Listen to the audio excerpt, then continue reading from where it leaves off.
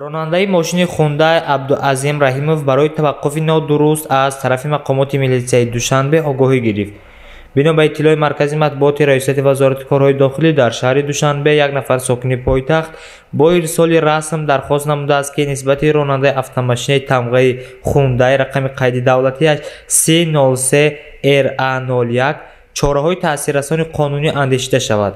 ба иттилои номбурда соҳиби мулки ин автомошина нақлиёти худро дар қатори дуюми роҳи мошингард дуру дароз таваққуф намуда ба ҳаракати троллейбус ва дигар воситаҳои нақлиёт монеагӣ эҷод намуда, дар натиҷа боиси ба миён омадани тамбашавии роҳ гардидааст.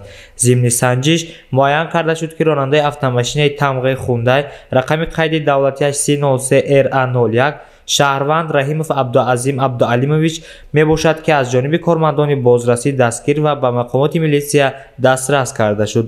вобаста ба ҳолати мазкур нисбати номбурда протоколи ҳуқуқ вайронкунии маъмурӣ тартиб дода шуда ҷаримабандӣ гардид. ҳамзамон бо мақсади минбаъд ба чунин қоида вайронкунӣ дағали ҳаракат даро даст назадан ба таври қатъӣ огоҳонида шуд.